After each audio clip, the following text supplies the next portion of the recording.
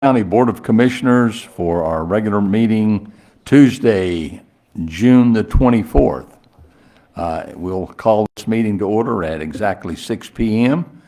and once again say welcome. First thing on the agenda is to call for a motion to approve the agenda. Do I hear a motion? So moved. I have a motion. Is there a second? Second. A motion is second. Is there further discussion? Hearing none, we'll call for the electronic vote if we can get it on the screen.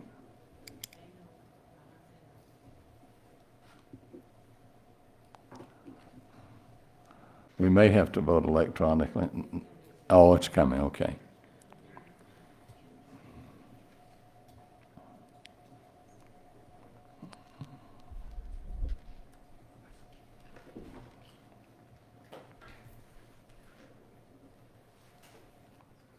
It's up, so you can vote now.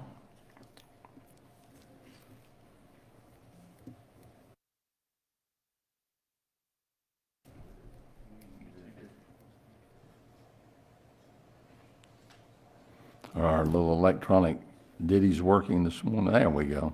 Voting is complete. Districts 1, 2, and 4 vote aye.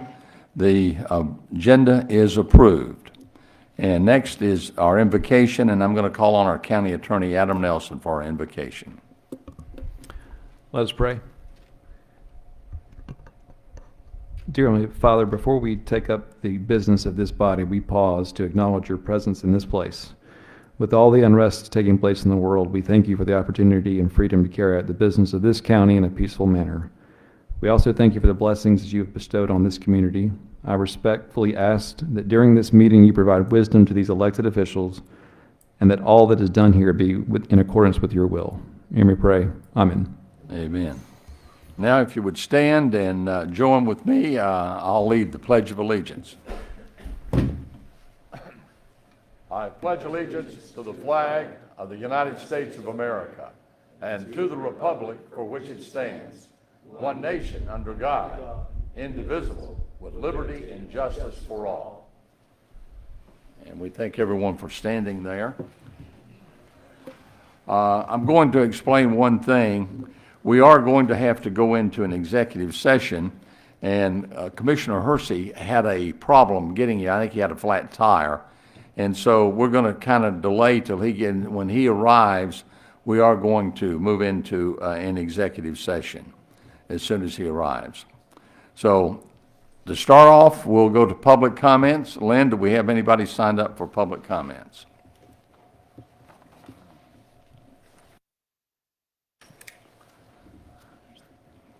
Today we have 6 signed up. We'll go in order that they signed up, and you have 3 minutes. Aaron Olson is first. Aaron? Something for y'all.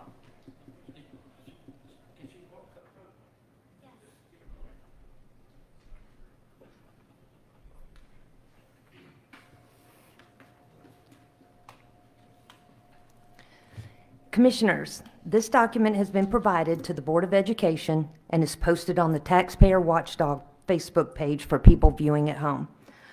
This is a chapter out of the handbook for county commissioners. I believe each of you have been provided this book when you took office. The chapter on commissioners' roles and responsibilities section with Board of Education. The County Board of Education is a separate legal entity from the county government with its own elected officials and its own specific mission. The Board of Education relies upon the county's tax digest and tax commissioners for its property taxes. Additionally, the Board of Education relies upon the county commissioners to implement the Board of Education's portion of the county millage rate. The Board of Commissioners is prohibited from taking action affecting the public school system. As you notice, there is a footnote 61 after that sentence. The footnote is Georgia Constitution, Article 9, Section 2, Paragraph 1C8, called the Home Rule for Counties. Tensions between the Board of Commissioners and the Board of Education may arise over several types of issues. For example, the Board of Commissioners could approve of a high-density residential development that places stress on an already overcrowded school, or the Board of Education could approve a new school that places stress on an already overburdened county road. Because both county and the school system are funded by county taxpayers, it is important that both entities try to understand the different missions of each entity and work together to the extent possible. Does this sound familiar? We all know the PDA can act on their own and give a tax abatement on the Helms College Goodwill project, but the Board of Commissioners cannot sign an MOU that affects the public school system. When the PDA excluded the Board of Education, they were virtually asking the Board of Commissioners to break the law. The citizens expect the Board of Commissioners and the Board of Education to work together to manage development and ensure thoughtful growth. If the PDA moves forward with a tax abatement without the blessing of both Board of Education and the Board of Commissioners, there will be consequences, and SPLOST 10 could be one of those consequences. Thank you.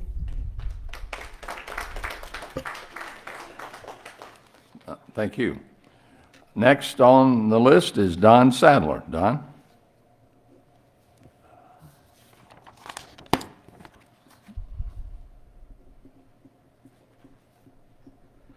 Hello. I am actually bringing you up to date on the Jimmy Davis Park issue with the Georgia State Attorney's Office. I think y'all will be very interested in hearing what's been going on. The core issue is how Jimmy Davis Park committee meetings were conducted. They were appointed. The committee was appointed by Commissioner Dan Brown, chaired the commission and approved by the commission with support of the county manager and Paul. Janie Reed was also to post meetings with 24-hour notice. And I asked why so quick. It wasn't an emergency. And Adam said, because she can. This was not an emergency. It was a committee for citizens and taxpayers to come together and talk about renovating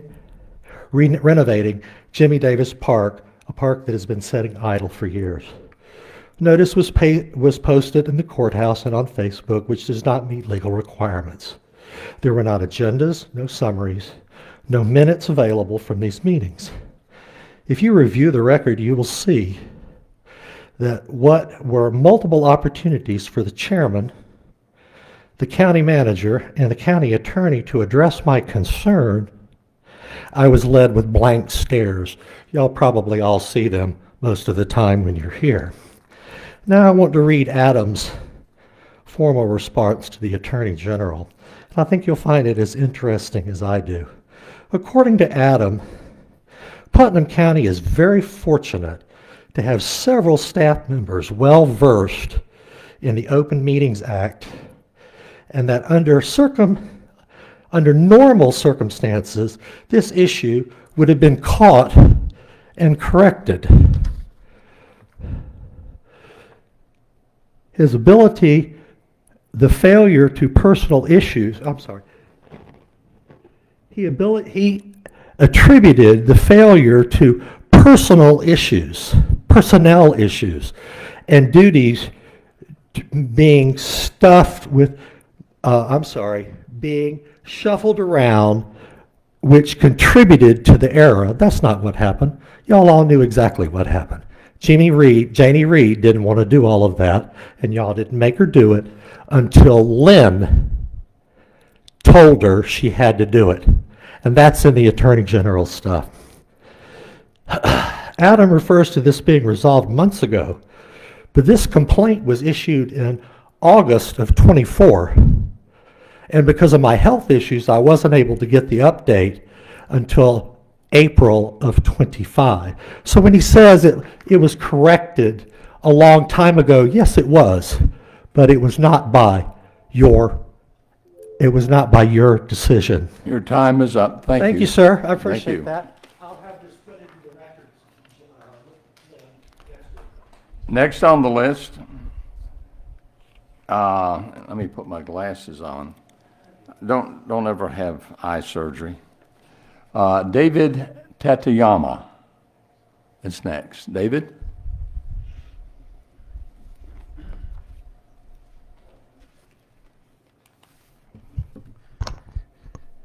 Good evening, everybody.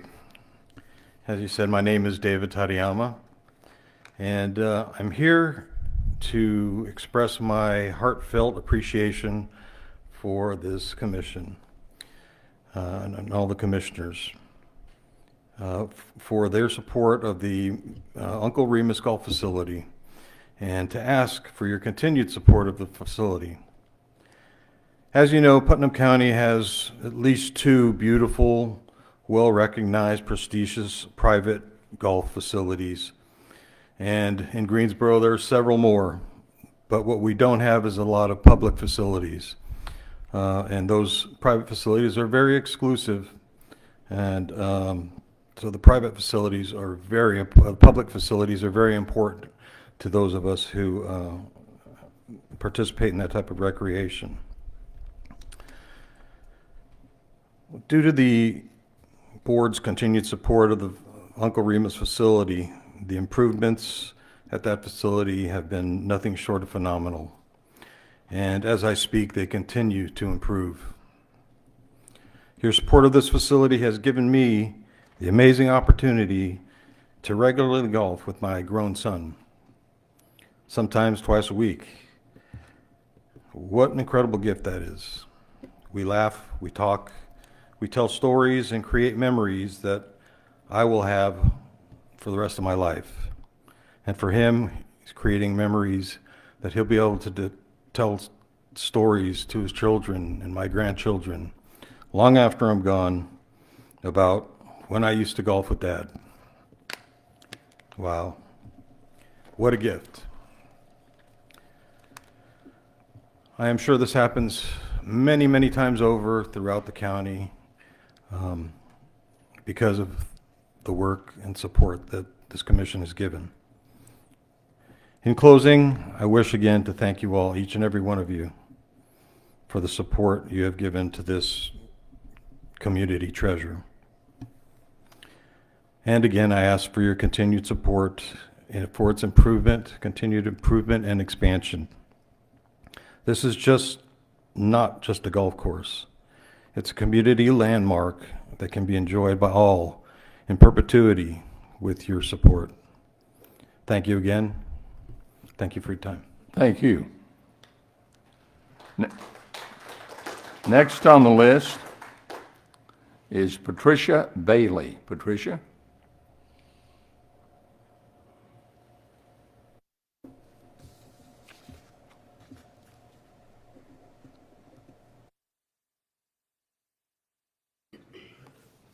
Good evening.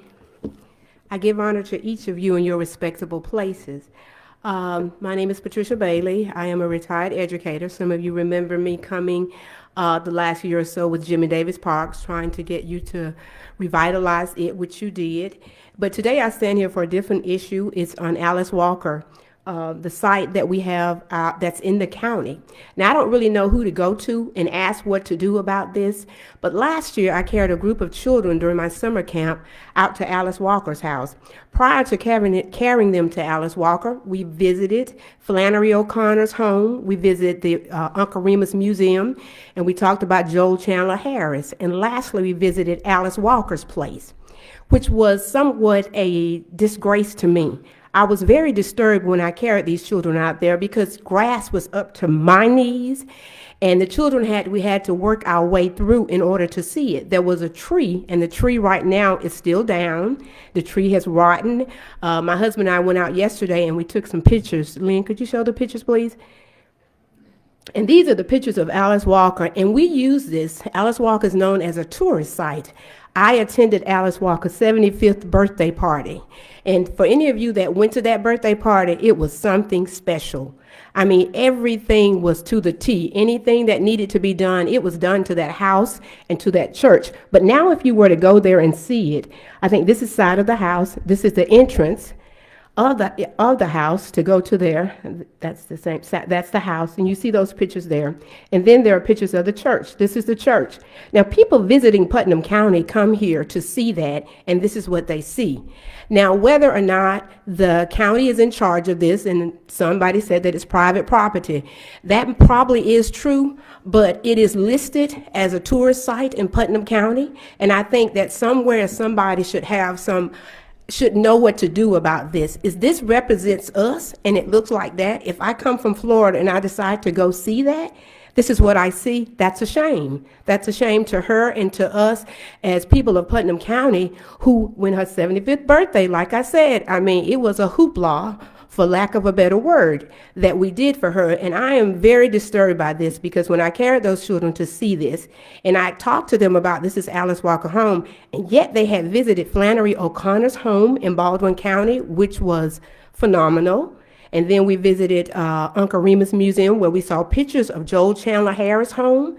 Was very nice. So I think my point is I would like for somebody to take some consideration. I don't know what we need to do about this, but look at this and think about what can be done. Because as the Board of Commission, and this is in the county, you should have some jurisdiction with what takes place within the county. Thank you. Thank you. Next on the list is Terry Blythe.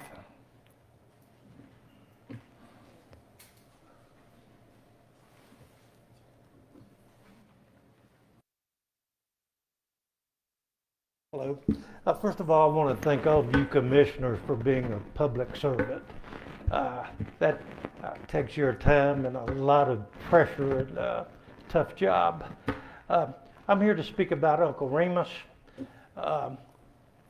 Like the other gentleman, I've lived in Greensboro for the last 3 years, and in the last 3 years, every year, the place gets bigger and better.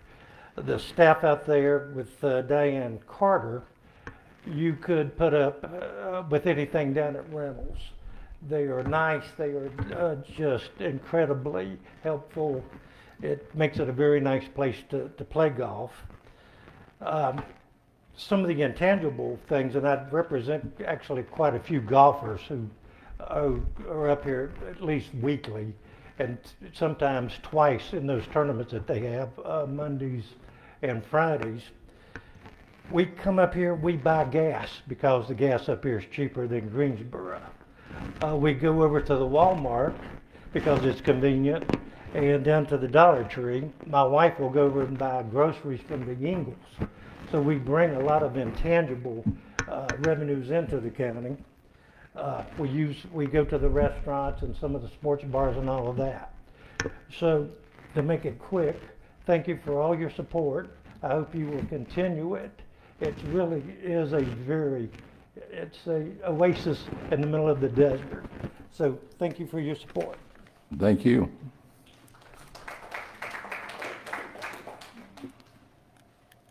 The next person on the list and the final one is Brandon Burgess. Brandon? No comment. Brandon chose to pass, so that will complete Mr. Chairman, I know we don't conventionally comment, but may I just say something? Sure. Yeah, thank you. One, just really appreciate people coming forward and offering their comments, and I'd be intrigued to talk to some of you afterwards. Ms. Olson, I agree with you. You and I have talked about this, and I do think we need to find a way to reconcile the school board, the PDA, and the Board of Commissioners. Mr. Sadler, I've talked to you about that issue, but that's we have a later agenda item that's relevant. I appreciate the comments about the golf course. It's nice to hear people acknowledge all the effort that's been put in. And then Ms. Bailey, you and I have talked about Alice Walker. I think many of us would agree there's got to be something we can do to connect the huge global reputation, popularity, renown that Alice Walker enjoys, and the relatively modest acknowledgement we thus far make do. It's not a county property, it is private property. I don't know what the answer is, but I would like to see the new recreation committee that the county recently formed and is advertising for membership. That would be an interesting project to take on as what might be done, who might be involved, because it just seems like a massive missed opportunity for the county right now. Thank you, Mr. Chairman. Thank you. Moving right along, the item number 6 is our consent agenda. And the only thing on the consent agenda tonight is approval of minutes from June the 6th, 2025 regular business meeting. Do I hear a motion? So moved. And is there a second? Second. We have a motion and a second on the floor to approve the consent agenda. Any discussion? Hearing none, I'll call for the question, and please vote electronically.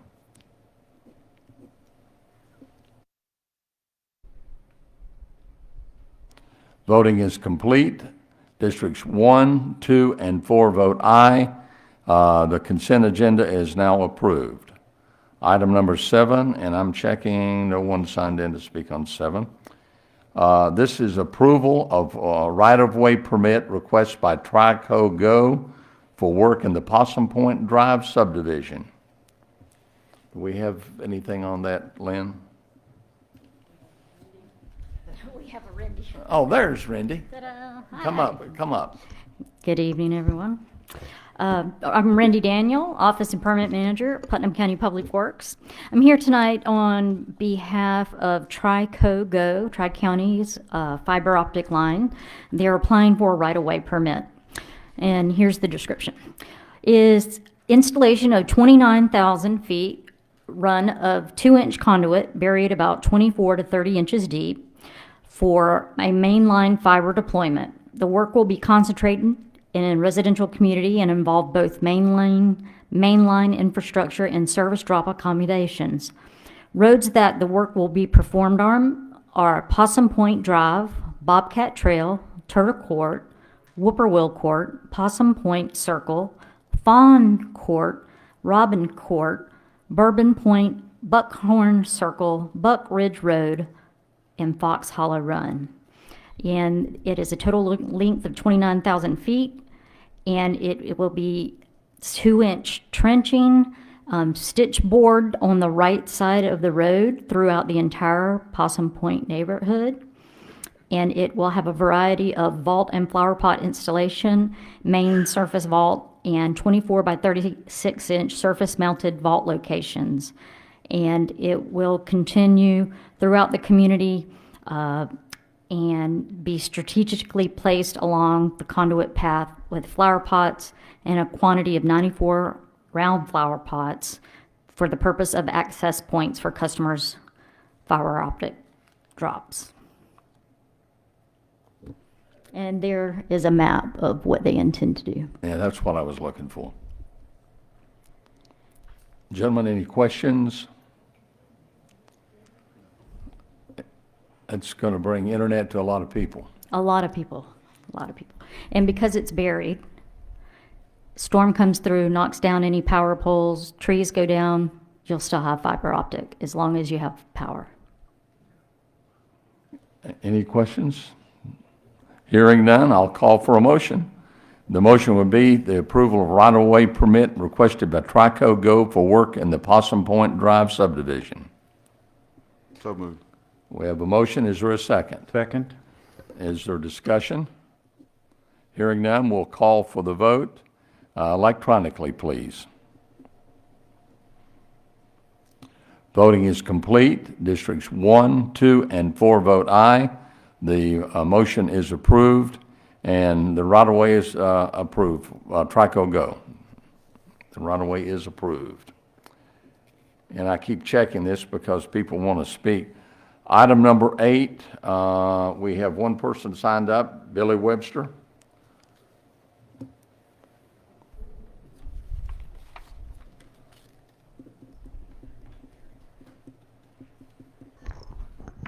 Chairman, Commissioners, staff.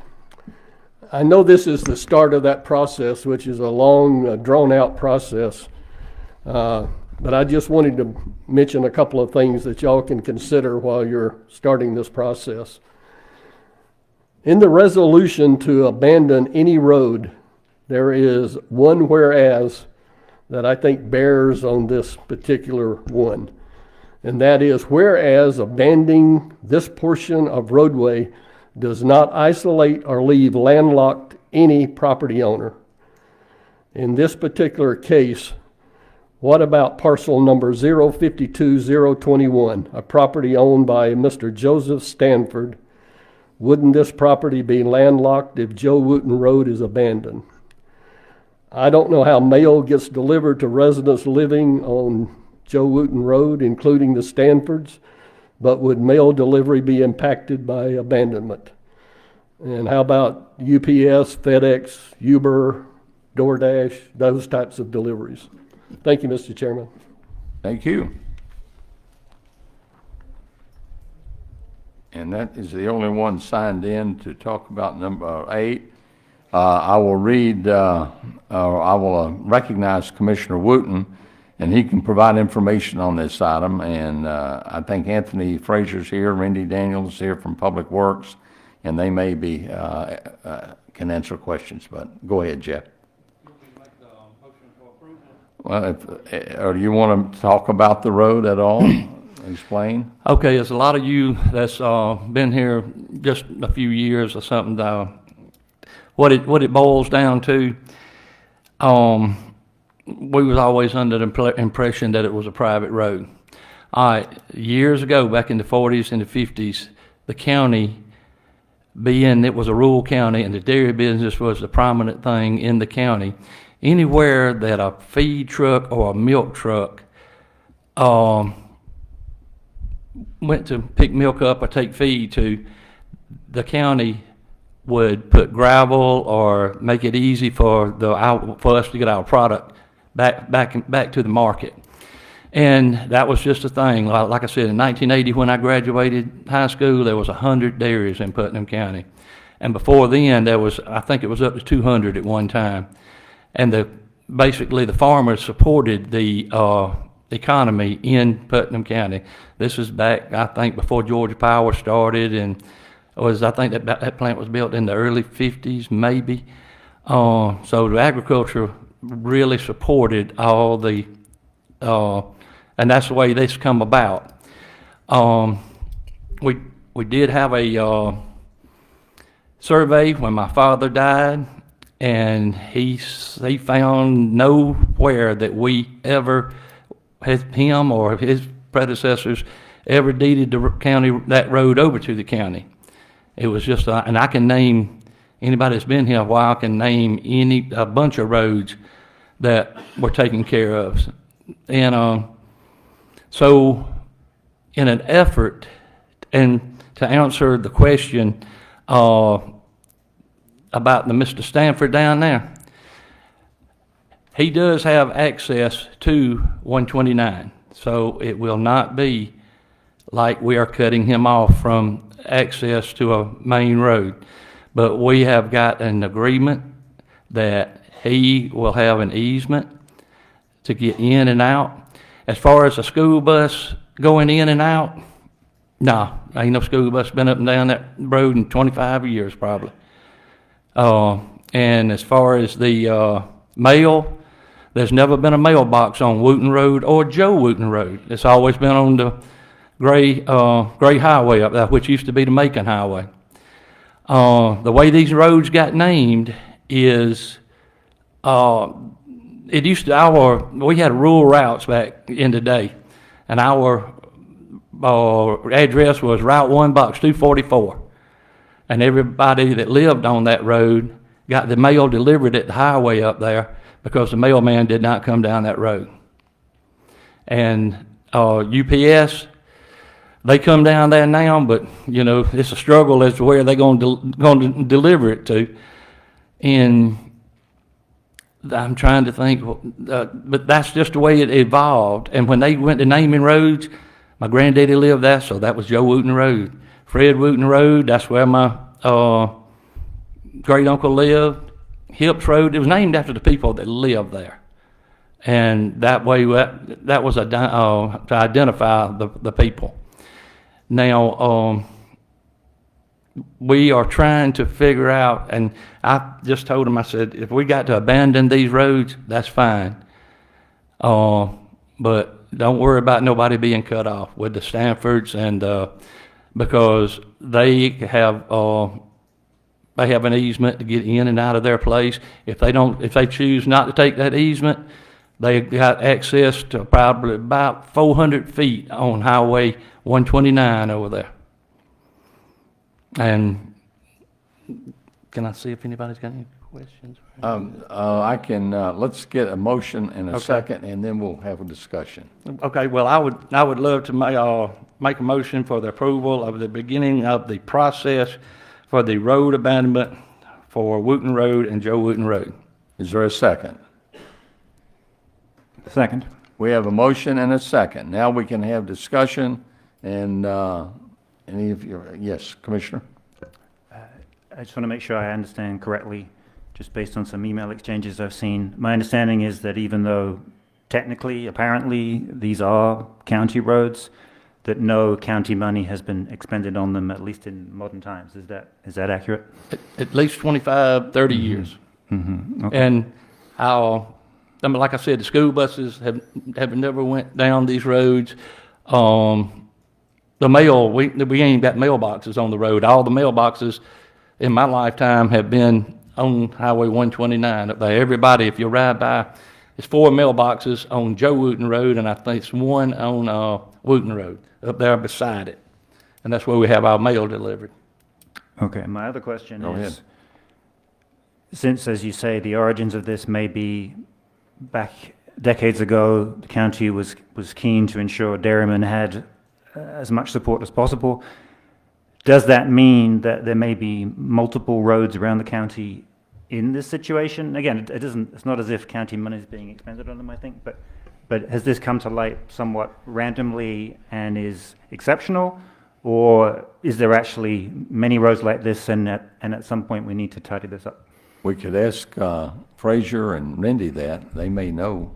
I would certainly- say it's possible, sir, and possible to likely, that there are going to be surprises out there of things that were taken care of 40s and 50 years ago, because that's the way it was done. No handshake, no acknowledgement. They went up and knocked it out. There's a couple of roads. I know there's one that we talked about probably a year or two ago, Battlesmith Road. Battle. It's a dirt road going right to this person's basically front of their house. And we take care of it because it's on the road list, but it serves one person. So there was stuff done, and that road's a little different. We actually spend money on that to scrape it and do maintenance to it. So there's going to be a few flyers out there that will clear up over time, but the political will wasn't there several years ago. Okay, that's helpful. But you're saying that there may be cases where not only is it listed as a county road, but actually we're spending money on it. Oh, yes, sir. Okay, and again, I'm not saying there's an easy answer or anyone's to blame. I'm just saying that at least this might be something to try and clarify. If you get the votes to do it, yes, sir. Sure. Thank you. Commissioner? Let me just clear one thing up. These two roads, they were not on the county paving list, correct? Correct. No, they were never paved. I mean, they were paved 50 years ago, but But yeah. not recently. I have not spent a nickel on them in my 15-plus years. Thank you. Any other questions? Yes, Jeff. I'd just like to clarify something. The Battlesmith Road, there was a dairy down there at one time on the creek, on Murder Creek. And I will say this, my family spent about $2,800, I believe it's $2,800, 4 loads of gravel put on Joe Wooten Road, because in the paved road, you can call it paved, where the holes have come in, we take gravel and put in there and put a little tar on it, kind of like self-made, what y'all do. And we've never asked anybody to come take care of it, and we take care of our own, and you can look at the sides of the road, and I don't think y'all want to let our roads look as good as we got them looking. We even cut 129 up and down the road, pick up the trash and everything. So, thank y'all. Any other discussion? Hearing none, we'll call for the question and ask you to vote electronically. On the floor is approval of beginning the process of road abandonment for Wooten Road and Joe Wooten Road. Voting is complete. Districts 1, 2, and 4 vote aye. Do I need to vote on that? Would that be, okay. Districts 1, 2, and 4 vote aye. The motion carries. So we will begin the process, and I think is it a 3-month process, Paul? I think we have more meetings to come, is all I'm trying to say. And making sure no one signed in to speak on 9. Item number 9 is declaration of road abandonment of segments of Napier Mill Road and authorization for the chairman to sign the required documents. Item number 9. This is the last step in the road abandonment process for this segment of Napier Mill Road. The documents requiring a signature are the affidavit of abandonment and the resolution certifying abandonment. Do I hear a motion? So moved. We have a motion. Is there a second? Second. We have a motion and a second. Is there discussion? This is the last step. Hearing none, we'll call for the question and ask you to vote electronically. The motion is for the abandonment, and I'm going to read it exactly so that we make sure we got it in correctly. Declaration of the road abandonment of a segment of Napier Mill Road and authorization for the chairman to sign the required documents. Voting is complete. Districts 1, 2, and 4 vote aye. We will move forward with that, and I'll be happy to sign. Item number 10 is authorization for the chairman to sign intergovernmental agreement for the use and distribution of proceeds from SPLOST number 10. And we have 3 people signed in to speak on that. First is Jim, you're going to have to help me, Bernardowicz? Is that right? Did I see?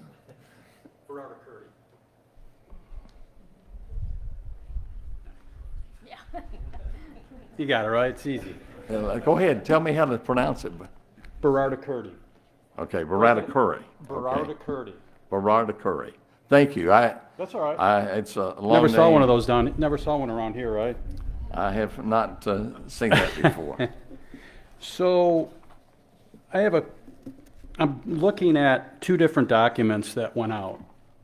And one was Exhibit A, and then there was another one that had estimate and proposed estimates. And I'm trying to, there's a little bit, from my perspective, there's confusion. So a couple questions I have is, how did these documents come about? Did you all sit down, go through and look at the requests from the various organizations and determine how much you were going to spend in each organization? Would be one of the questions I have. And I noticed in Exhibit A, and I think, you'd love to have more money. I get it. We all want to do everything. But there's one big miss, I think, in the county. And you all talked about roads. And I think you talked about roads. There's nothing in here that talks about roads in this county, in this plot, in this why. The roads they're horrendous. This will all be addressed just in a second. Oh, okay. Okay. Well, so you can understand where my confusion is, right? So that was my concern in terms of not questioning what you have here. I'm questioning what the misses are and understanding how did you get to the point and get to where you are today in this. Did you review bids? Did you discuss them? Did you all have meetings? Were there meetings that you all sat down and went through all these? Okay. That's great. That's all I had. I just want a clarification on that. Thank and I will bear you the anguish of having to say my name again on the next one. But if you want, I can just say it. I just think streaming, I don't have to come up. I think it's a great thing. You should do it. Thank you, Jim. It's okay to call you Jim. And we have one other to speak on that. That is I'm sorry. Jennifer Ray is signed up to speak on number 10. I think you said 3 people. There's Billy Webster's after me. I'm sorry? Billy Webster's after me on that list. Yes. Yeah, okay. Lynn, can you get my pictures up for me, please? Okay. All right, so one thing all the SPLOST 10 projects have in common, I was thinking this today, is roads. I mean, you can't utilize the golf course, the hospital, the prison. I really don't want to utilize the prison, but if I did, I'd need a road to get someone there. Roads is the one thing that has in common. And here's the other thing. In our county, we need good roads. For our county to continue to flourish, and these are just, I didn't have to go very far. There's so many roads that are in disrepair, so easy to find. For us to continue to flourish, you know, based on the prices that homes are selling for and the taxes people are paying, there is an expectation of decent roads. And I don't think that's an unreasonable expectation. I mean, I'm not against the golf course, but I am thankful to Commissioner Hersey for finding a way to try to get you guys to consider getting $3 to $4 million for roads. Now, I know Paul says we have T-SPLOST coming, and that's like 2 or 3 years away. Here is my take. The way that this county is growing, who knows what we're going to need in 2 or 3 years. But I can tell you one thing. I feel like T-SPLOST, some of the top projects that needs to be used for, widening Hardin Road. We need to get a 2-foot apron on each side of Twin Bridges Road that is dangerous with all the log trucks coming up and down that and all the boat trailers getting towed because it's like several inches. I took a picture of that actually. If you drop off, it'll literally pull you off the road. And it's so narrow as it is. I'm just terrified for the day we hear that call that there's a head-on collision on Twin Bridges because it's just awful. But some of the roads, and I didn't go very far, but Nina Drive, numerous roads off of Little River Trail, Blue Branch, Sunfish Trail. I did an open records request. I can't see where that's ever been paved. I know it's been over 20 years. Julep Drive, South Shore Road, the old South Shore Road. We're not cutting it. I mean, there may be a day that we don't need SPLOST funds for roads, but today is not that day. Because we are so far behind the 8 ball with the condition of these roads, we can't wait 3 or 4 more years. Because like I said, we've got some big projects of widening roads based on the growth of this county that we're gonna need to, I mean, at least $3 to $4 million to take care of the disrepair that is going on. And like I said, with the tax base and stuff, we're not Hancock County. People expect good roads in Putnam County. Thank you. Thank you. Billy Webster?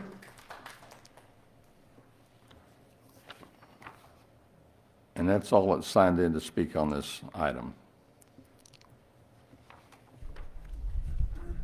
Thank you, Mr. Chairman. May I approach the bench? Sure.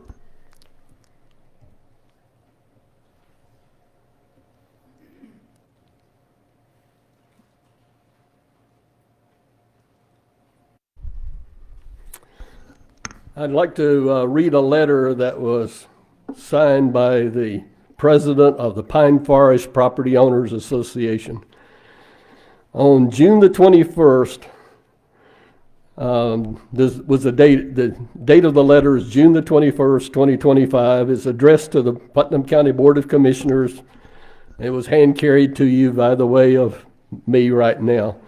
And the reference is SPLOST number 10. And the letter goes on to say, this letter is to certify that by unanimous vote, this date, the Pine Forest Property Owners Association voted to support the SPLOST 10 alternate proposal being offered by the commissioner from District 3, wherein monies in the amount of $3,604,000 are being allocated to Putnam County roads. That's signed by the president of the Pine Forest Property Owners Association, which represents a little over 300 residents in the Pine Forest Property Owners, Pine Forest subdivision. Thank you, Mr. Chairman. Thank you. And that's all that's signed in to speak on item 10. So I will call for a motion. And let's see, we're to that point, I believe. No, I'm sorry. This is authorization for the chairman to sign the intergovernmental agreement for the use and distribution of proceeds from SPLOST 10. Paul, would you like to? Sure, Mr. Goodrich just arrived, and Dr. Hershey put my apologies. My vehicle had a flat tire. It's a truck, and I could not get the spare tire out from underneath. It just would not crank out. So I'm late. I'm sweaty, but I'm ready to do battle. Okay, so on Friday, Dr. Hershey sent proposal 10A over. Can you?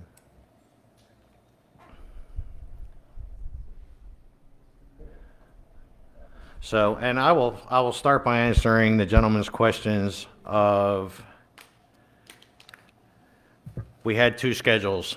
The very first one with the hospital on it, that's Dr. Hershey's that was submitted on Friday.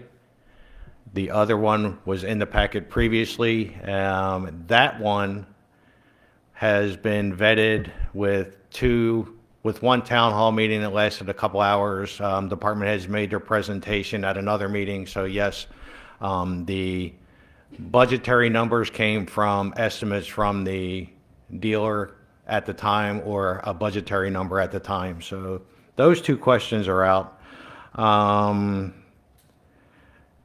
Yes, we had meetings. Yes, they were estimates from vendors. The two schedules, one is Dr. Hershey's, and why Rhodes was not put on it, as Ms. Ray stated, the T-Splost number 3, which we're in the middle of T-Splost number 2 now. Those roads were approved in 2021. We acquired the funding, and here we are basically 4 years later paving like crazy. That's the reality of it, because the money comes in every month. We just don't receive $25 million in a lump sum.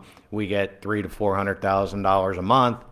You have to accrue X number of millions of dollars to get a really competitive bid. That's why we're bidding it like we did. So I hope that answers your questions of, we did do the things you had asked with respect to everything but this one. So this is the first time the public is seeing this one. With that, I'll let Dr. Hershey run through it if he likes. Yeah, first of all, let me just say that I participated in SPLOST number 8 and SPLOST number 9. And in both of those cases, we always had at least one session where the commission, each commissioner put up a recommended budgetary distribution, and we would discuss them and say, okay, you want to give more to the hospital and less to the roads, whatever. It was different this year. With SPLOST 10, this attempt at SPLOST 10 anyway, we never really did have all of the commissioners submit their proposals for the distribution of funding. I think my proposal is just that. It's a proposal. The main things about this proposal are that roads, which I think are incredibly important. In fact, commissioners were first organized as the commissioners of roads and revenues. That is my number one priority. Paul, as county manager, has said, well, we're going to pave these roads out of SPLOST number 3. As Ms. Ray observed, SPLOST number 3, T-SPLOST number 3 is not going to generate penny one for a couple of years. And so it'll be 3 or 4 years before some of these roads are eligible or on the list for T-SPLOST number 3 to be paved.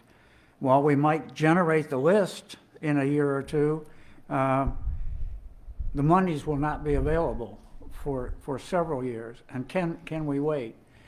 The other thing about it is that we get annually a local maintenance for infrastructure grant, an LMIG grant.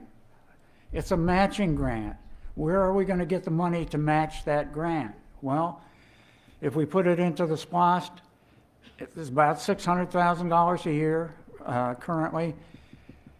Over 6 years, that's $3.6 million. I mean, so at least the allocation in the SPLOST for roads will at least accomplish the SPLOST match.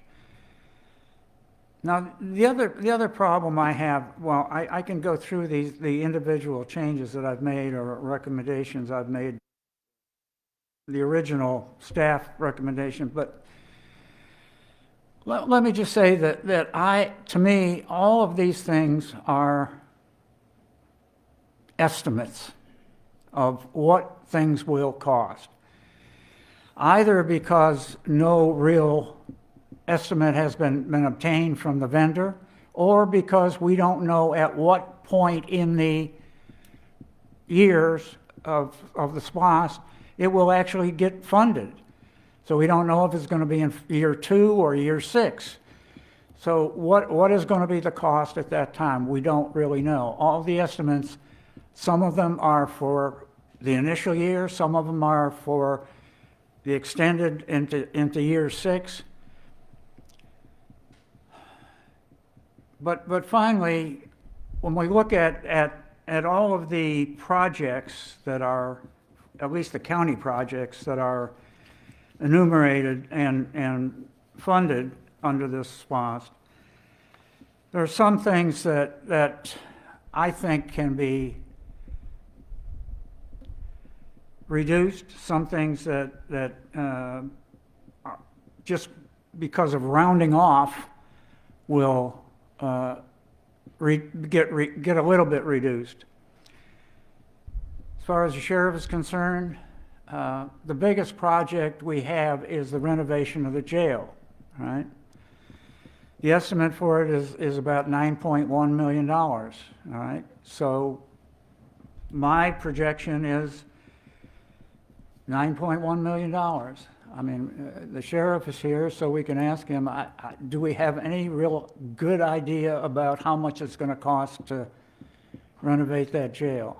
I don't. I mean, several possibilities are available, but I don't know what it's really going to cost. But well, let's say that $9.1 million is allocated for it. Paul came up with that number, I think, because he thinks that a level 1 countywide project, such as the jail or courthouse, commands 20% of the anticipated collections. Well, nowhere in the code, and in 48-8-111, or I think it is, does it say that a level 1 project is 20%? It simply says it can take up to 100% of the anticipated collections. And it's only if the level 1 project is anticipated to exceed the collections within I think it's a 2-year period, that you have to allocate monies to other projects as well. But that is not an issue for these estimates. So I don't know if $9.1 million is going to work or not work, but that's what I have in here.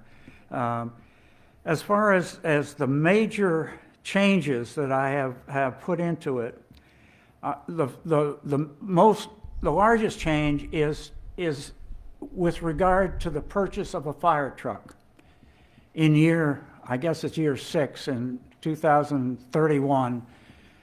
The anticipated cost at that time is going to be over $2 million. Well, to me, it would be foolish to wait and spend $2 million if we can use some of our general fund balance today and buy that same truck for a little over $1 million. So what I have done is, in my proposal, is to reduce the fire rescue budget by one of the fire trucks, the $2 million one, and to say, let's buy that out of our fund balance. You know, our fund balance is in excess of what we are required or what we would like to save. Our financial policy is that we retain 3 months worth of funding for our general fund in the fund balance. Well, right now that would be somewhere between $6 and $7 million. but our fund balance is running well over $10 million. So why are we saving it? I mean, is the sky going to fall tomorrow? I don't think so. Let's spend $1 million, a little over $1 million, and buy that fire truck when we can really afford it, and put off a $2 million expenditure from SPOS number 10. But use that money for roads. There are a couple of other things which are just kind of rounding off. Again, I'm saying, you know, let's not buy the year 6 ambulance. Maybe we'll need it, maybe we won't need it. But if we do need it, will our fund balance, you know, accommodate that? Will the over collections in the SPOS 10 accommodate the cost of that year 6 ambulance? I think so. Golf course. Well, I'm sorry, I know the golf course is an important part of the recreation program, but I don't consider a load of sand as a capital issue. I think that's a supply issue. It's something that so I have reduced the amount of the allocation for sand for the golf course. Now, the other thing that I would ask Paul to confirm this, is the hospital. As you know, if you put a project on the list, it has to be done under SPOS, with the exception of independent authorities, like the hospital authority. So if we allocate money to the hospital authority and they have listed, well, we need to buy an MRI machine, or we need chairs for infusion pumps, yeah, but we cannot actually force them to buy what they say is on their list. All we can do, and Paul can confirm this, we can allocate a certain level of funding to them, not to exceed a certain amount, and then they have to make a decision about how they are going to spend those dollars out of their list of needs or wants or whatever they have.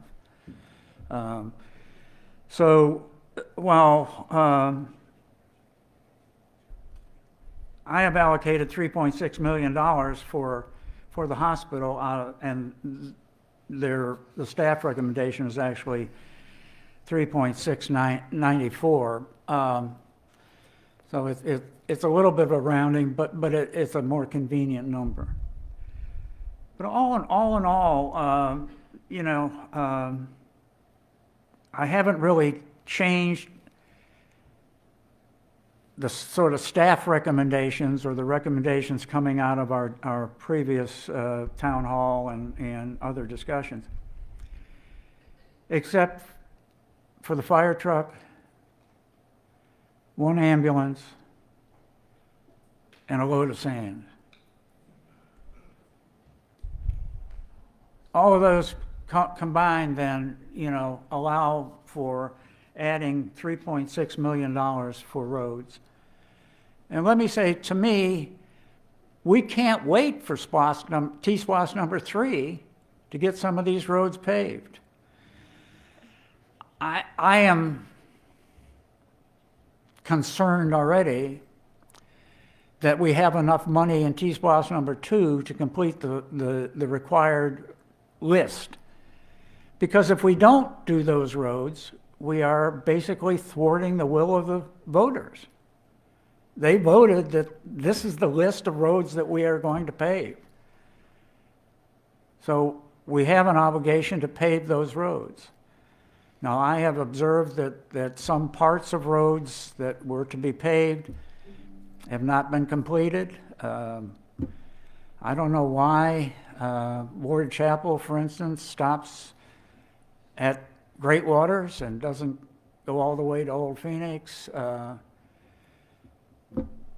don't believe Questenberry was ever on any list of roads to get paved. Long Shoals Road, partly paved but not completely paved, and yet it was on the list to get paved.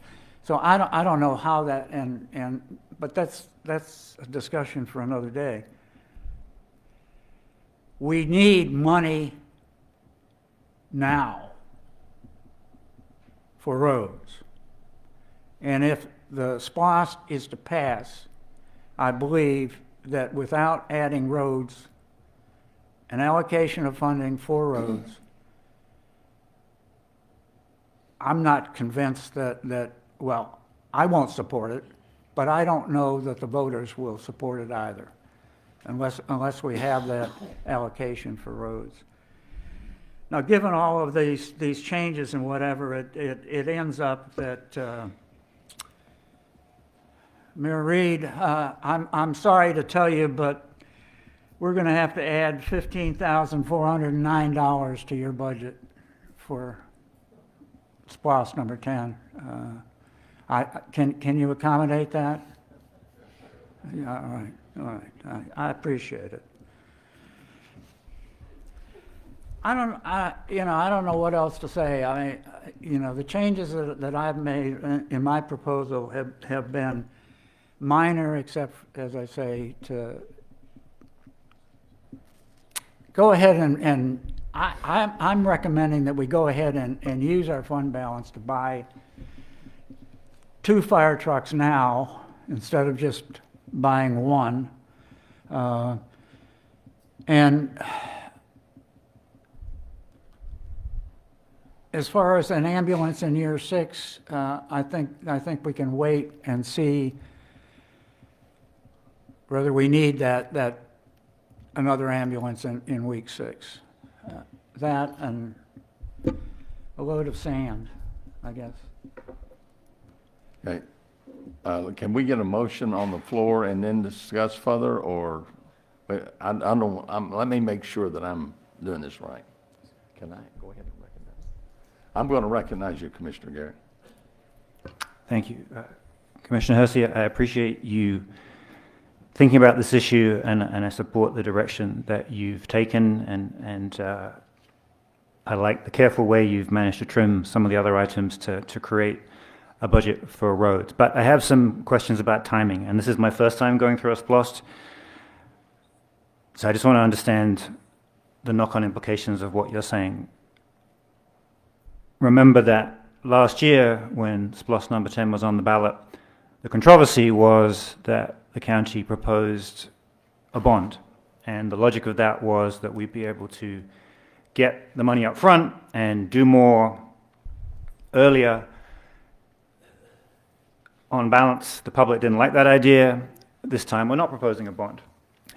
So I just want to understand, if we're saying we want to allocate a portion of SPLOST $10 to roads because of the urgency of repairing certain roads, if we have no bond for SPLOST number 10, and if the Sheriff's project as a Tier 1 project comes off the top, which I understand to mean is the first to get the money, and that's a significant sum of money, therefore, I'm just estimating a couple of years might pass, assuming SPLOST 10 passes in November, before any SPLOST $10 would be available for anything other than the Tier 1 project. And if we then contrast T-SPLOST number 3, which my understanding is past T-SPLOST, we've always done a bond because everyone accepts that we're doing a certain kind of project and there's financial advantages to securing a bond and doing it earlier because it saves the county money as well as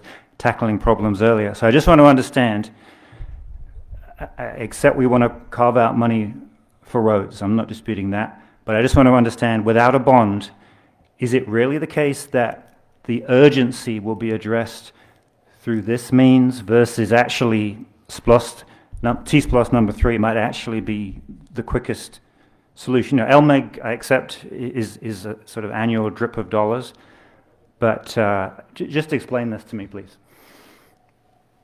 Paul, you want to address that? So since T-SPLOS 3 is proposed for next year, I believe it's in May is when the primaries are this year. So in May, T-SPLOS number 3 would be on the ballot. We have a year and a couple months left on 2. So what that means is the money will continue to roll in, and to put a finer point on it, we've only spent 15.1 million out of the 23 million. We're looking at the guardrail project on Parks Mill, which is a huge issue. That guardrail has collapsed. We're looking at widening Harmony Road. I think it was Miss Jennifer that said something about widening Harmony Road. That subbase, we started digging in and it was so terrible that we're going to use the Lithtech product. There's going to be a set of rows using that material to widen that and then take it all the way out to 441. There are a couple of other roads that need the Lithtech product. So yes, there are projects on T-SPLOS number 2 with the GEO bond money that can be done under that $23 million cap. How much under that cap would give you what Dr. Hershey is looking for, I believe, of a couple $1 million. Now, I believe we have $1 million in prepaid SPLOS number 9, which has roads on it, which could be used for that delta in that interim too. All hypothetical. Whatever you decide, it's great. I'm for whatever. That's just my rationale for not doing this. And to be honest, with T-SPLOS number 3, that's going to require a lot more work because the funding that's coming in, you guys are going to have to decide what cul-de-sacs will get paved, because we're going to do some of these easier projects in-house. And I would really like for the public in T-SPLOS number 3 to say, hey, all those little half-mile cul-de-sacs that we're going to pave one time, and it should last for 15, 20 years. And that has always been the goal. T-SPLOS number 1, we paved 100 miles. We got 160. T-SPLOS number 2, we're at 76. I think we're heading up to 20, maybe 25 with a couple of the other projects. So T-SPLOS number 3, ideally, we should be doing 90 to 100 miles of road. So on a regulated cycle, out of that 460, we're going to hit 400. If I can knock off some of these smaller roads internally, that will pay dividends for us. So that's where it's incumbent upon y'all to decide. T-SPLOS number 3 is going to be way different. For Dr. Hershey, the only reason I didn't put roads there is because T-SPLOS will be handled in the spring. And we have capital money under this one. You have transportation and road money under the other one. That was the rationale. It was not an omission. It was deliberate because of both things running concurrently since the other one failed. So no big, mystery. But that's why I did it. The time T-SPLOS 3 rolls around, you're right, but there won't be a delay in collecting funds as there is in SPLOS 10. There was extra money, as I said earlier, there's $1 million sitting in 9 that was prepaid. So if any extra collections or over collections in T-SPLOS number 2, is that enough? So that's your call. And like I said, I'll just knock them out. But the LMIG match, good point. It's about $200,000 a year. We got to match it. So T-SPLOS number 2 over collections or SPLOS 9 prepaid rolling back in could cover that for a couple years.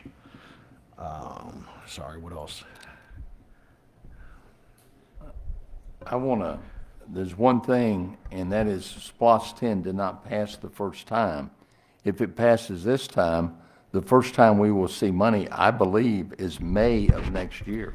That is correct. We will receive money. We will start collecting the sales tax at the end of the first calendar quarter after the election. So that means March 30th or 31st, we'll collect money, and we'll start April 1st collecting money. We should get a check 4 to 6 weeks later, so that puts us May. So. Mr. Garrett? Paul, thank you. That was helpful. But so just to clarify what you're saying that insofar as the commissioners give you direction, and insofar as we're trying to tackle the most urgent of cases when it comes to roads, that you're signaling that we have leftover SPLOST number 9 and T-SPLOST number $2 plus the LMEG, and that's available now essentially. If T-SPLOST number 10, or if SPLOST number 10 passes, yes. If not, then the prepaid goes away, and everything else. So Okay, yes, sir. and the other, just to clarify, the chairman just said, assuming SPLOST 10 passes in November, we'll start collecting money the first quarter afterwards. But am I right that the sheriff's Tier 1 project will absorb all of that money up to that dollar amount before any other money can flow to other projects? No, the sheriff and I had talked, and he does not have the time to jump on it ASAP. So by collecting it, it gives him the time to phase it in and plan it. So he's got enough work. I don't want to kill him with a building too. So, and the reason we have, we talked about the fund balance. There are going to be things we're going to need that fund balance for. For example, not just the jail renovation. There are property interest for the sheriff's admin move and relocation. So there's going to be costs associated with that. In a renovation project for that jail, I'm scared to death about what we're going to find in the walls, good or bad, which contractors are going to have a lot of safety measures in there, I'm sure. And we may run up on something that may take more of the allocation for him, or you may want to pay for it out of fund balance. You have the option. So the sheriff's going to get what he wants, is the highest and best use of his space to make the most secure jail. I recommend going to talk to him. What he has out there now is unacceptable and a huge drain on his manpower. He definitely needs it. And I'm going to try like heck to make sure that the bad guys stay behind bars. So that's all I have, sir. Okay, and then... Can I make some Commissioner Garrett couple had of the floor. observations? Commissioner Garrett had the floor, and let's see you. I just want to pass it back to you, but I want to ask you a question now. It's probably where you're going. So my assumption is, Commissioner Hersey, that yes, you acknowledge we have these additional funds in SPLOST 9, T-SPLOST 2, but you would say nonetheless, it still makes sense to allocate these additional dollars for roads in SPLOST 10. Commissioner Hersey, you now I'm have not the floor. sure what is really left in T-SPLOST 2. I mean, I understand that there is on paper some surplus, but are all the roads that were listed on T-SPLOST 2 actually paved within that $15 million allocation?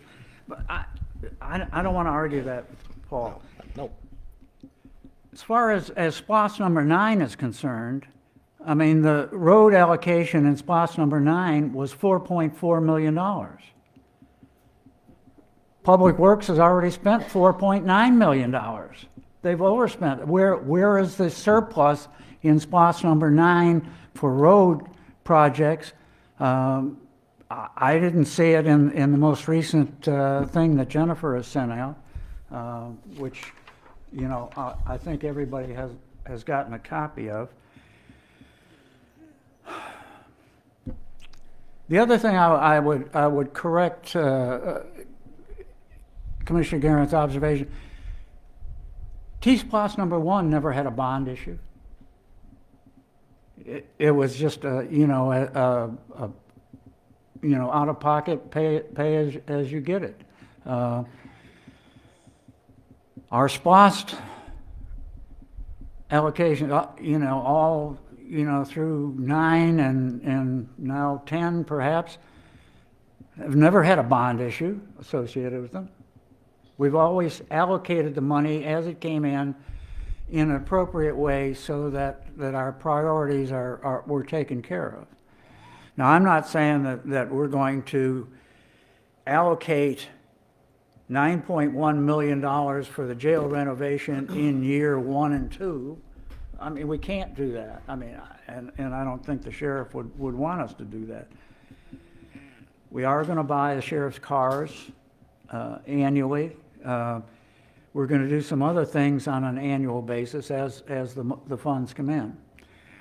The other thing I would say is I don't think the voters would object if we actually came up with a plan and a dollar estimate for the jail renovation if we were to go ahead and issue general obligation bonds, say in the amount of $10 million or so, not to cover the entire SPOS collection, but to cover one project and to pay those bonds off with the revenues coming in from SPOS, even though they are general obligation bonds and therefore an obligation of the taxpayers.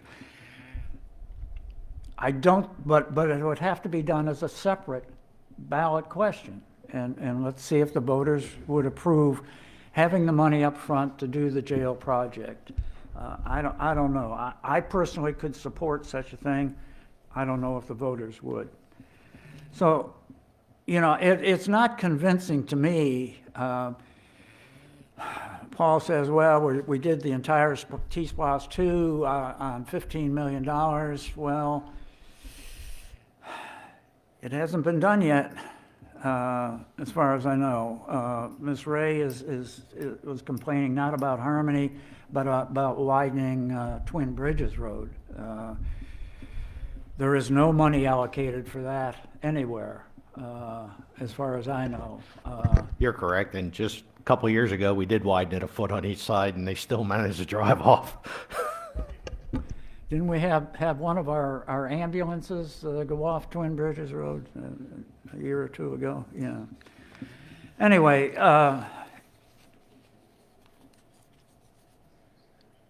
all of the projects, and you know, with the exception of by contract with the hospital, all of the projects that are listed, with the exception of one fire truck and one ambulance and a truckload of sand, the county would be obligated to do under either proposal. Okay? So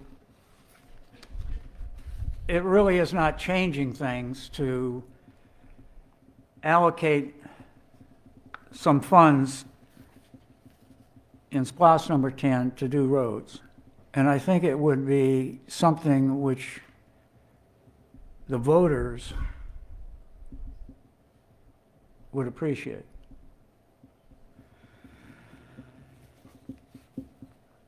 Okay, any other comments before we get to making a motion? Commissioner McElhaney? So what's our fund balance now? I looked at it the other day. Give me the 11 million. All right. So in ACCG training, they recommended you have 3 to 6 months, right? Yes, sir. So if we start pulling money out of the fund balance, and then you say we may have to do it for the jail, where does that tank us in the fund balance? Is that?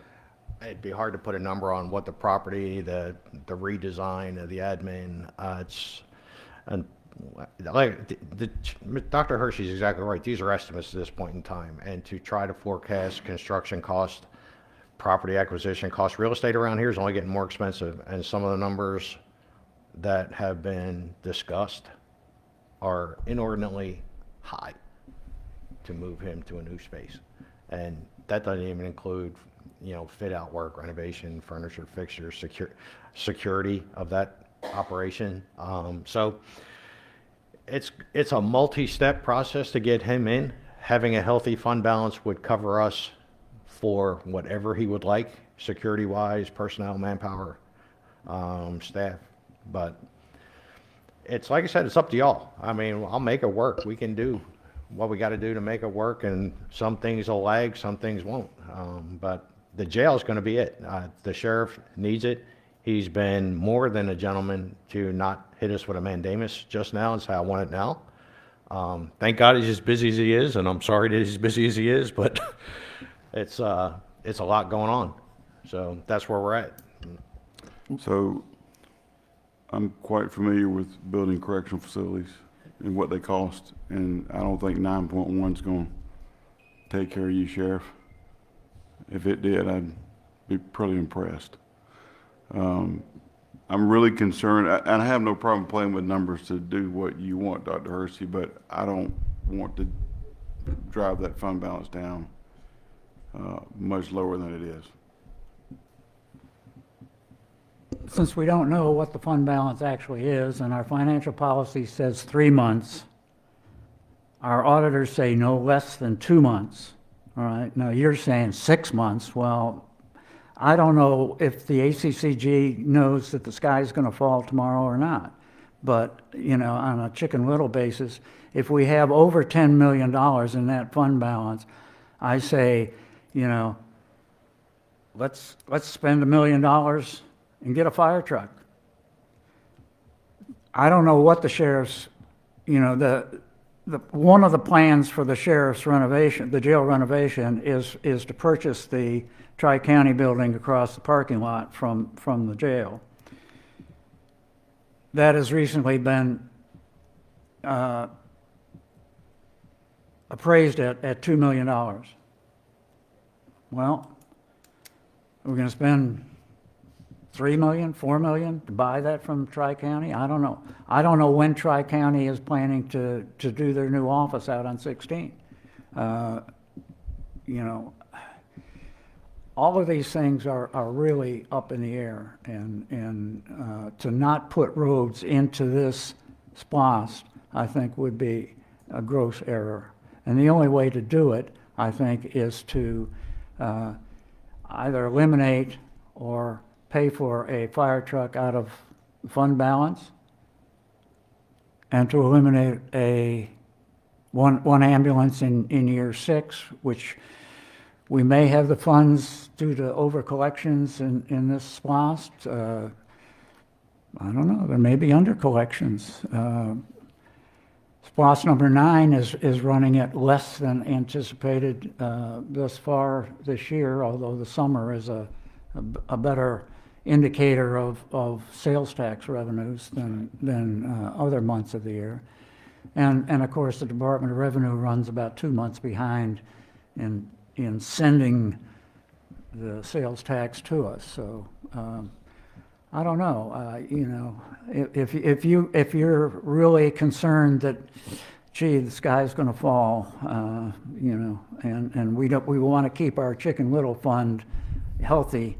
You know, I can appreciate that, but to me, spending $1.5 million to save, you know, 600,000, 800,000, you know, in the future is a good deal right now. I don't argue that point. I'm simply saying, you know, the guidance that we get from ACCG is what I've heard most recently in trainings is 3 to 6 months. Now, whether the sky's going to fall or not, I can't tell you. You know, there's bombs going off everywhere. So who knows what, right? Can we find out from ACCG how many counties have 6 months worth of fund balance?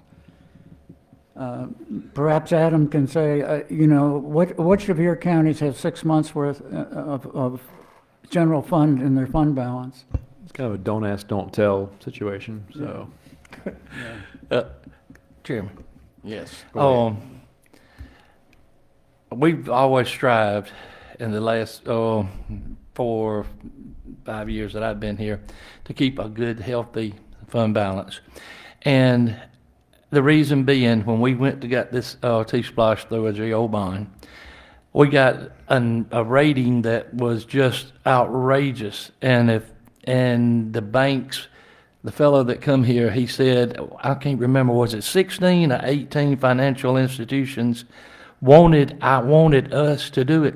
He said he's never, in all his time, has never had that many people go after this, go after the way they went after this. And we got an ungodly low interest rate on it. And I reckon I'm just taking it from my personal business. And I did Me and my wife always said when we got a lot of money in the checking account, what's going to get it? And sure enough, something would get it. It ain't no doubt about it. And I just want to be very secure on this thing. We talking about $3 million, I think $3 million here. And I mean, and then what the sheriff's department, I'm with Commissioner McElhaney on that. This is not going to be a cheap project.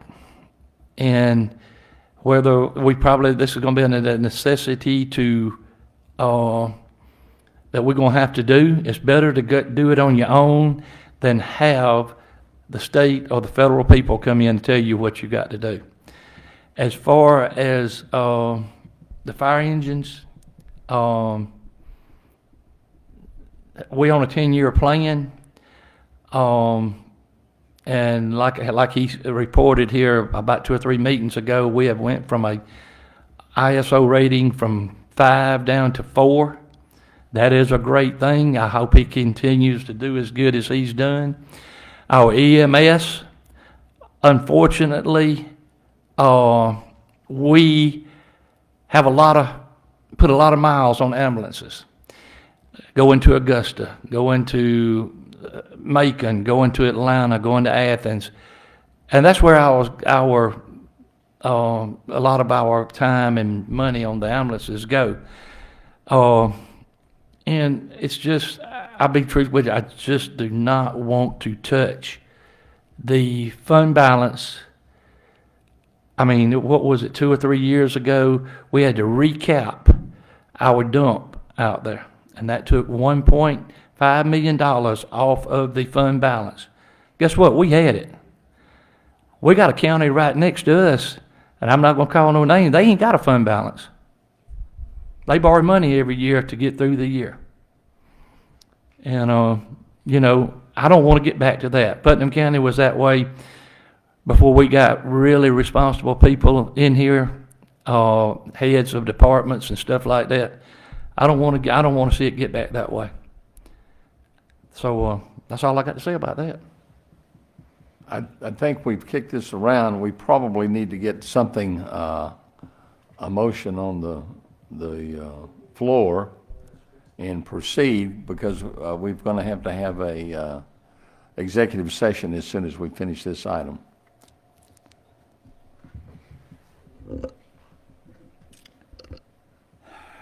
Mr. Chairman, Commissioner Hersey. let me make the motion to authorize the chairman to sign an intergovernmental agreement for the use and distribution of proceeds from SPOS number 10, using the allocations in a proposal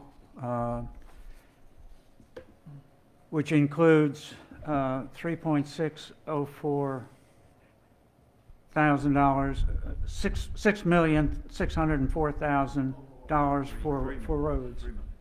Huh? 3 million. 3.6. Why don't we do 6 million, and that way the fund balance can take care of itself. Okay, With what you've proposed here, it's on the board. As proposed in this list,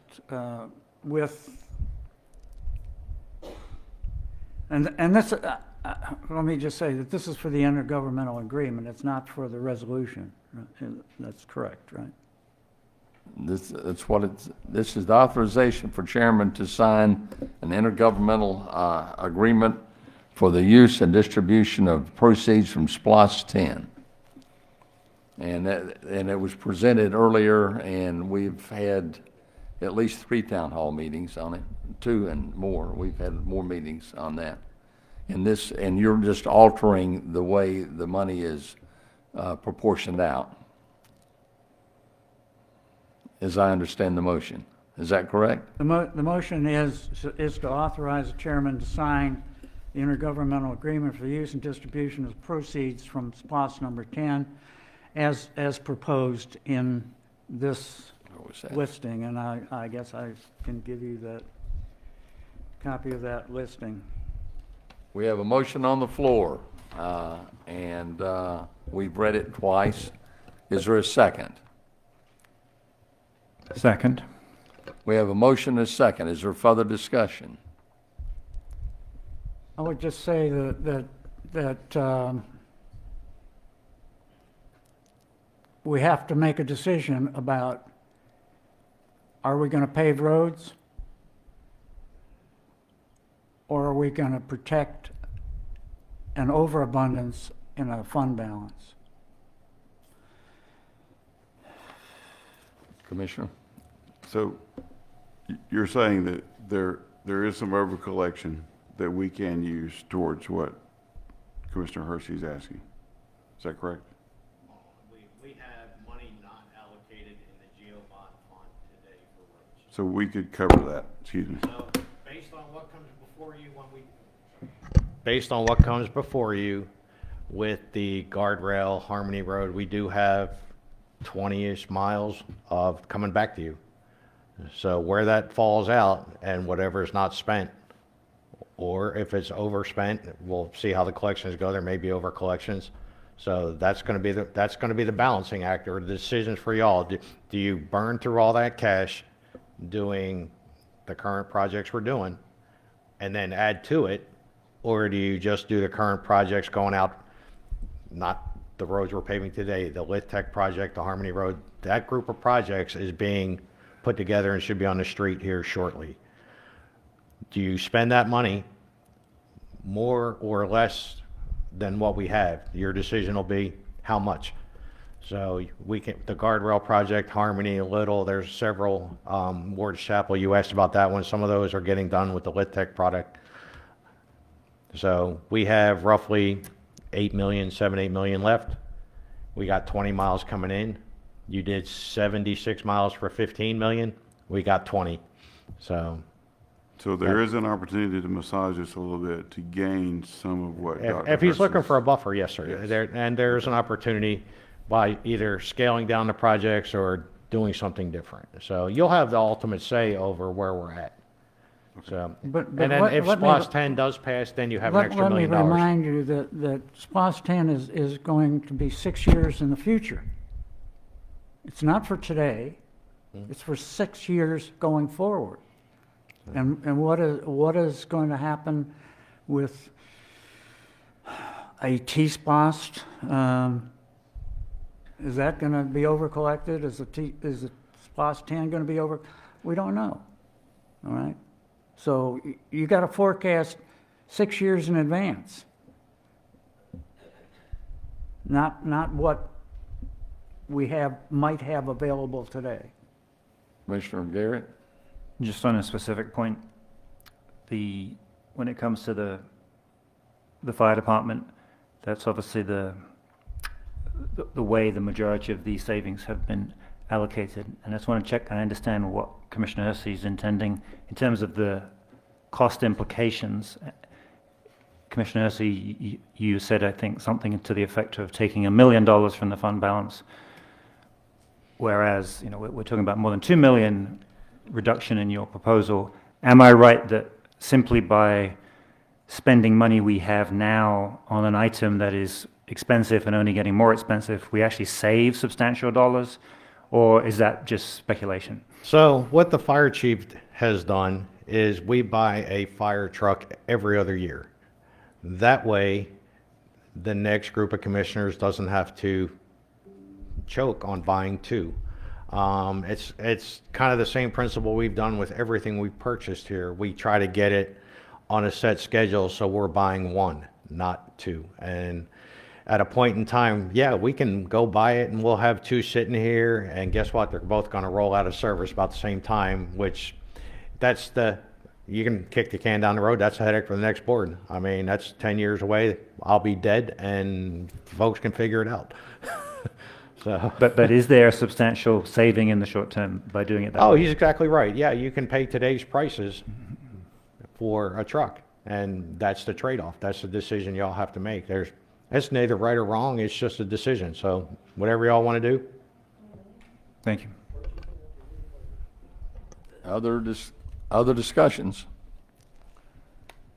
Okay, this motion, and I'll repeat, is to authorize the chairman to sign an intergovernmental agreement for the use and distribution of proceeds from SPLOST 10 as proposed by Commissioner Hersey in this memo.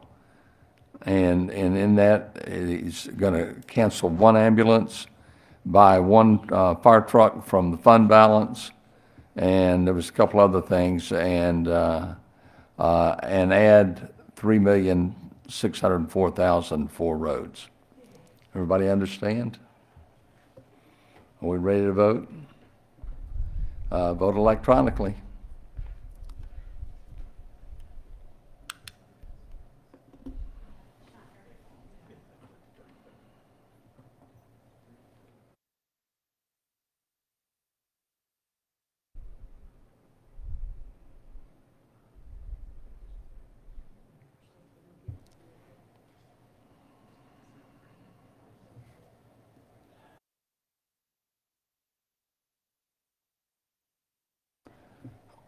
Well, we have a tie, and that means the chairman has to vote, and I'm not sure that I can get my device to come up. Can I have some help? It's got a check mark on it instead of...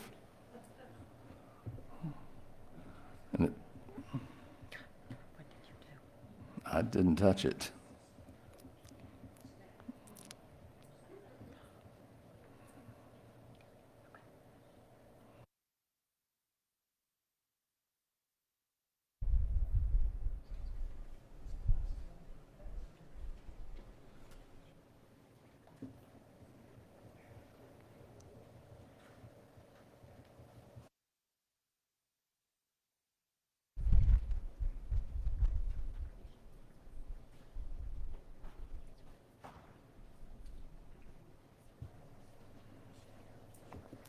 Voting is complete, and the motion fails.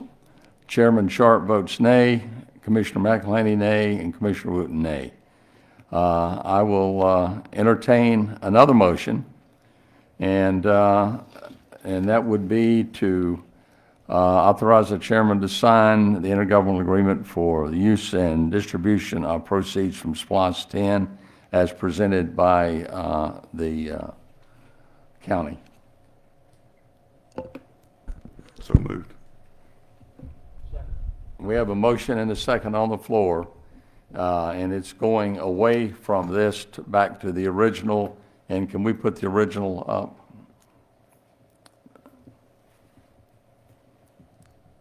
And that is the original.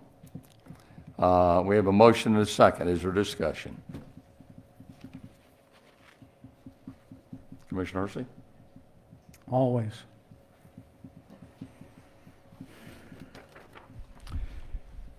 Really bothers me that we have no allocation in here for any road work going forward 6 years.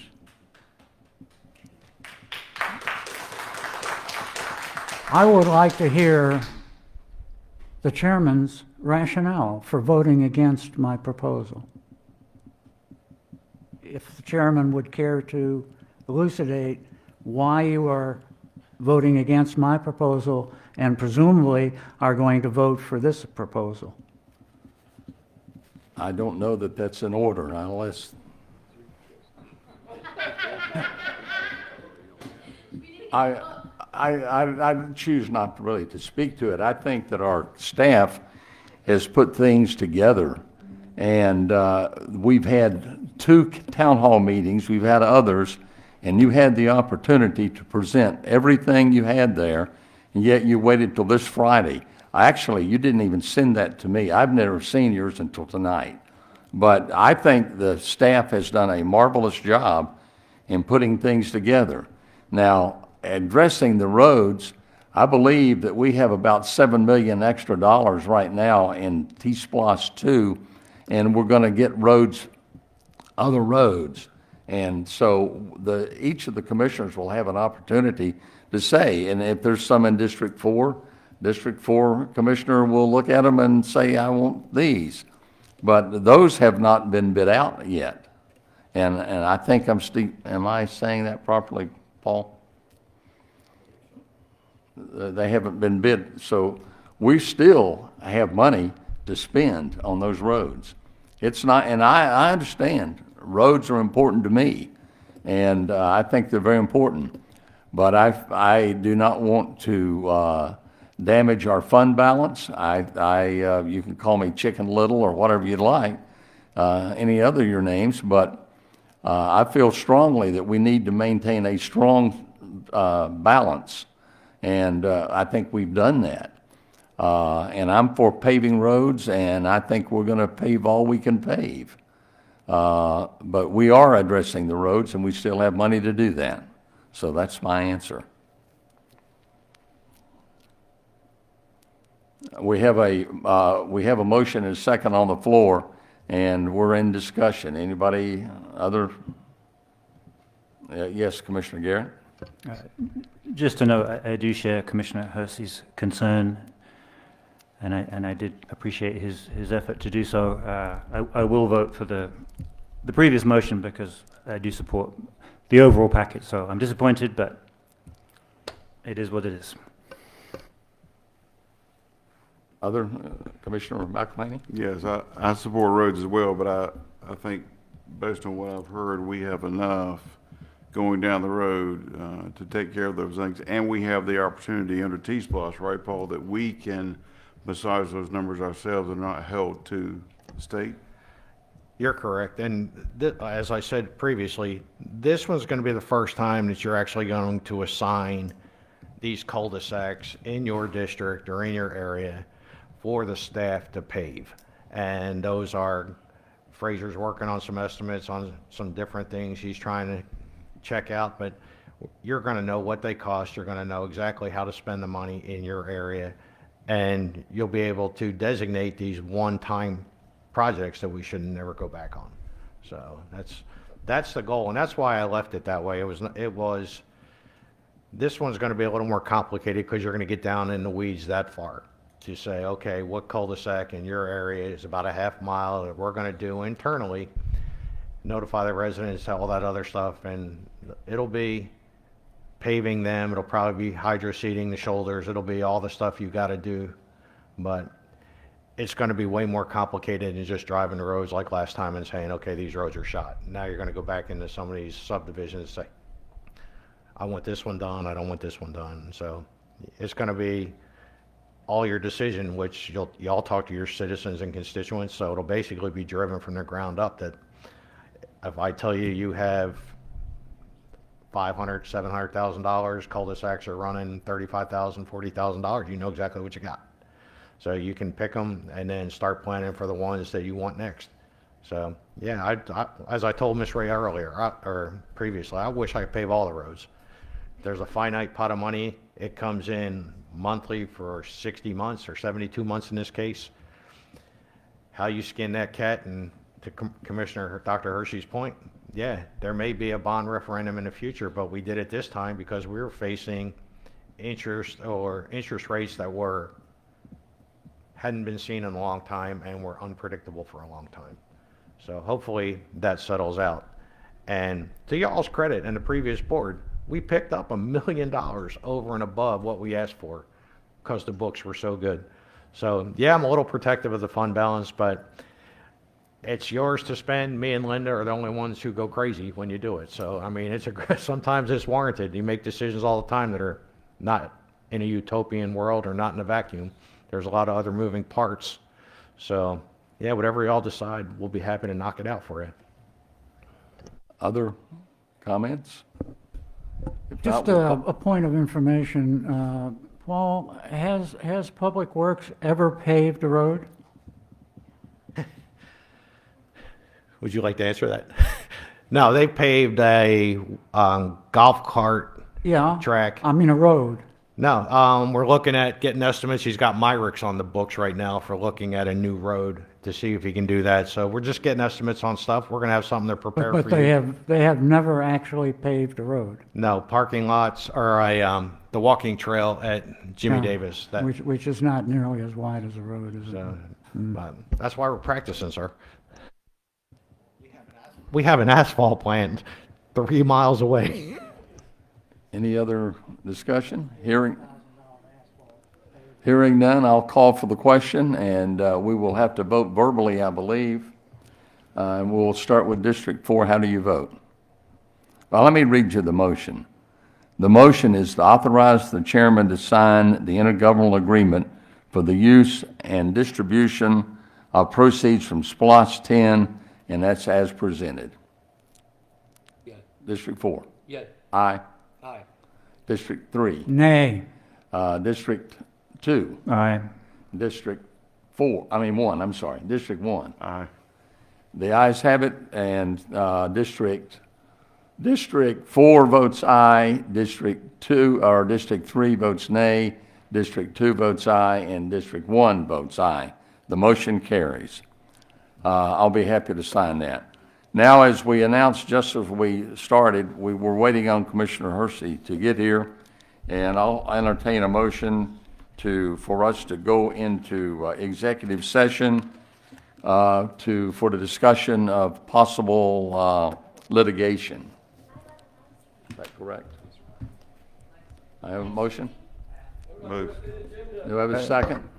Mr. Chairman, just to clarify, there's 2 more agenda items. Are we breaking now for a very deliberate reason? We'll come back. Okay. So the timing is significant? Right. We were waiting on, we were going to do this at the very first, but Commissioner Hersey had the problem, so we waited till he got here.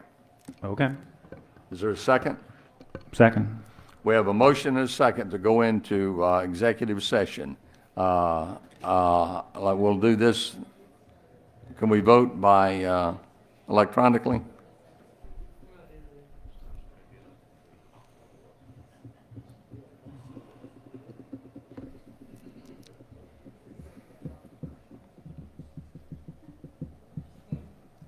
Districts 1, 2, 3, and 4 vote aye. We will go into executive session. Now, let me repeat. We will come back to item number 11 and number 12. We have 2 people signed up to speak to 11 and 2 to speak to 12. But thank you for allowing us to go into executive session.